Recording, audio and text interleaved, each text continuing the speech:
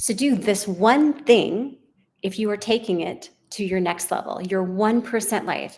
I work with a lot of high achievers and a lot of people aspiring for their 1% life in all their areas because we know that sometimes if you're 1% in one area, the rest of the areas might be a little messy.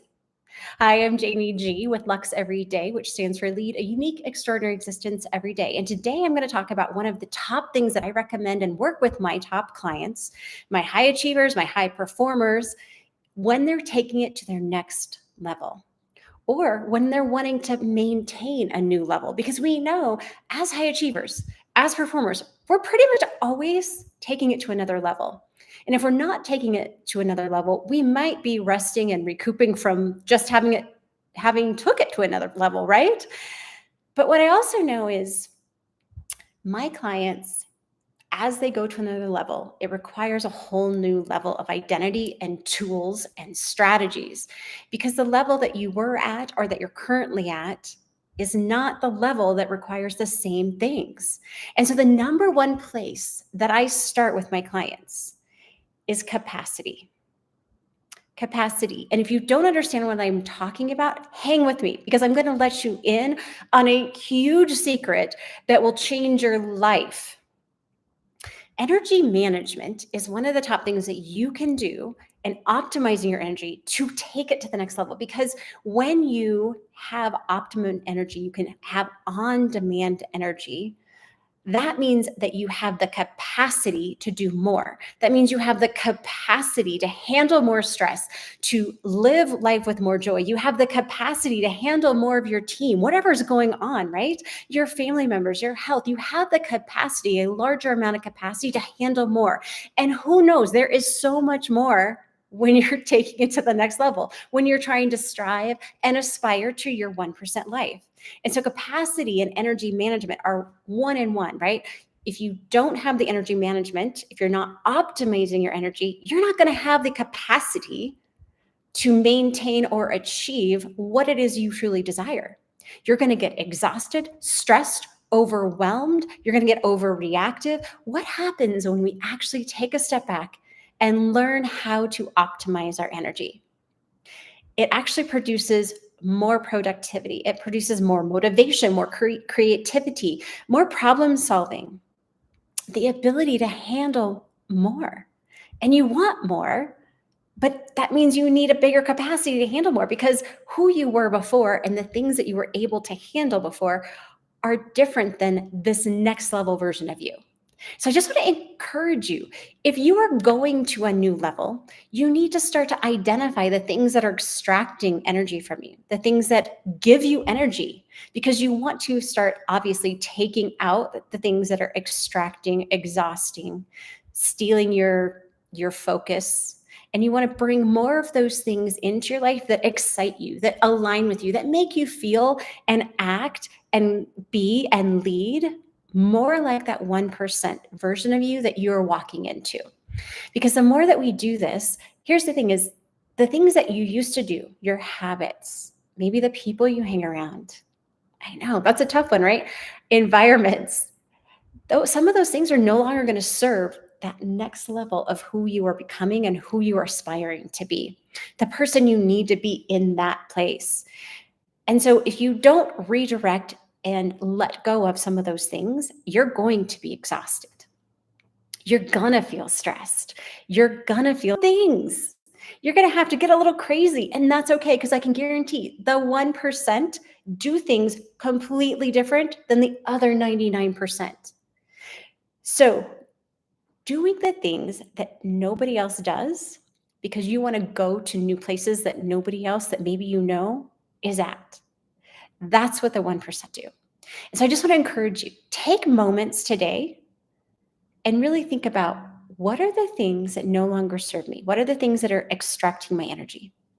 And what are the things that I need to do to contribute energy that make me excited, full of life, give me a huge leap into wanting, right? Because if you're unmotivated because you're exhausted, it's really hard to even want to do those things that you need to do to make it to your next level.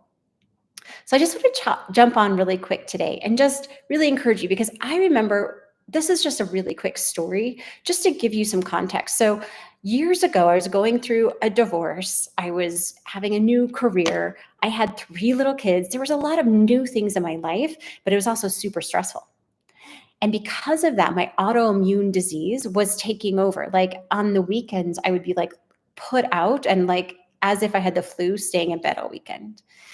Now, who knows? Do you know, like, if you're trying to achieve a new level of success, if you're in a new career that you're trying to make it in, all these things matter. And if you're in bed on the weekends, you can't really strive and become better, right? You can't make it's like a setback all weekend long.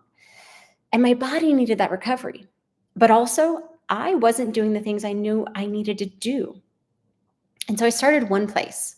I started getting sleep. I made sleep a priority. And if that's one place, I will tell you, start there. If you're not getting great sleep, I started studying sleep habits. And I do the funny things like turn my lights down now at like 6 o'clock at night. I make sure to get off my computer because what I realized is I was actually creating those sleep issues. But what was happening is it was creating exhaustion. I was not as motivated. I wasn't as happy because I was so spent, right? It also, my creativity was lagging. Like I was overreactive because I was exhausted and stressed. When I started putting my sleep first, which is a huge habit that if you're not doing, I would recommend that right away. When I started making that change, and was it easy? No. Was it convenient? No. I'm a night owl. I can get so much done at night. But I had to recognize that in the bigger picture, it was holding me back. It was not a 1% habit. And so I had to make those adjustments. And when I did, it changed my life. That's actually when I became so passionate about energy management and optimizing my energy because I realized, holy cow, I'm like a different person when I've had sleep. I am creative. I'm productive. I can think faster, solve problems. I'm so much more fun. I am enjoying life. People are getting more of me when I show up. I'm able to give more of myself. I'm able to think at that top level and version of myself. And I realized how crucial is it that we manage our energy first, because what that one thing did is propel everything forward in my life. My relationship with my kids, I was less reactive.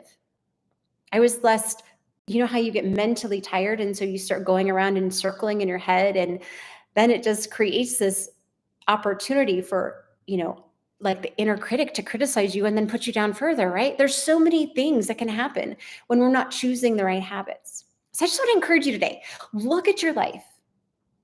What are some things that really are sucking energy out of you? And then what are the things that either you need to begin to bring back into your life, start to discover some things that will bring more life in your life? What are the things, the people that energize you? Because when you're energized, you'll get so much more done.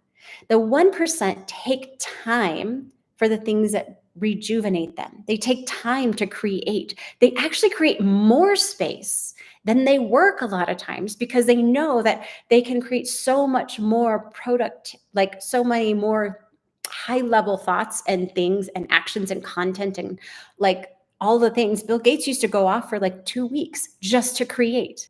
Have a great day.